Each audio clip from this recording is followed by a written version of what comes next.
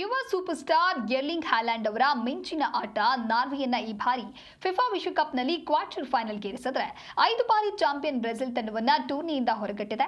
ಸಿಕ್ಕ ಪೆನಾಲ್ಟಿ ಅವಕಾಶವನ್ನ ಕೈಚೆಲ್ಲಿದಂತಹ Brazil pre quarter ಫೈನಲ್ನಲ್ಲಿ ಅಭಿಯಾನ ಕೊನೆಗೊಳಿಸಿತು. ಪಂದ್ಯದ ಆರಂಭದಲ್ಲೇ ನಾರ್ವೆ ಆಕ್ರಮಣಕಾರಿ ಆಟಕ್ಕಿಳಿತು. ಆದರೆ ಮೊದಲ ಗೋಲು ಗಳಿಸುವ ಅವಕಾಶ ಸಿಕ್ಕಿದ್ದು ಬ್ರೆಜಿಲ್ಗೆ. ತಂಡಕ್ಕೆ 14ನೇ ನಿಮಿಷದಲ್ಲೇ ಪೆನಾಲ್ಟಿ ಲಭಿಸಿತ್ತು. ಆದರೆ ಅದನ್ನು ಗೋಲಾಗಿ ಪರಿವರ್ತಿಸುವುದಕ್ಕೆ ಸಾಧ್ಯವಾಗಲಿಲ್ಲ. ಬ್ರೂನೋ ಗ್ಯುಮರೇಸ್ ಬಾರಿಸಿದಂತ ಚೆಂಡನ್ನ ನಾರ್ವೆ ಗೋಲ್ ಕೀಪರ್ ಓರ್ಜಾನ್ ನೈಲ್ಯಾಂಡ್ ಯಶಸ್ವಿಯಾಗಿ ತಡೆದರು.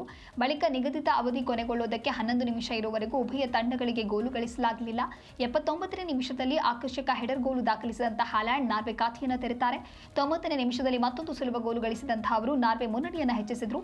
ಹೆಚ್ಚುವರಿ ಅವಧಿಯಲ್ಲಿ 90+10ನೇ ನಿಮಿಷ ಪೆನಾಲ್ಟಿ ಅವಕಾಶವನ್ನ ನೇಯರ್ ಗೋಲಾಗಿ ಪರಿವರ್ತಿಸಿದ್ರು ಕೂಡ ತಂಡದ ಗೆಲುವಿಗೆ ಅದು ಸಾಕಾಗಲಿಲ್ಲ. ಇನ್ನು ಅಂತಾರಾಷ್ಟ್ರೀಯ ಫುಟ್ಬಾಲ್ನಲ್ಲಿ ಬ್ರೆಜಿಲ್ ತಂಡ ಈವರೆಗೂ 91 ದೇಶಗಳ ವಿರುದ್ಧ ಆಡಿದೆ. ಈ ಪೈಕಿ ತನ್ನಿಂದ ಸೋಲಿಸಲು ಸಾಧ್ಯವಾಗದ ಏಕೈಕ ತಂಡ ಅಂತ ಹೇಳಿದ್ರೆ ಅದು ನಾರ್ವೆ ಮಾತ್ರ. ಬ್ರೆಜಿಲ್ ಈವರೆಗೂ ನಾರ್ವೆ ವಿರುದ್ಧ 5 ಪಂದ್ಯಗಳನ್ನು ಆಡಿದೆ. ಈ ಪೈಕಿ 2 ಪಂದ್ಯ ಡ್ರಾಗೊಂಡಿದ್ದು 3 ಪಂದ್ಯಗಳಲ್ಲಿ ಸೋಲನ್ನ ಅನುಭವಿಸಿದೆ.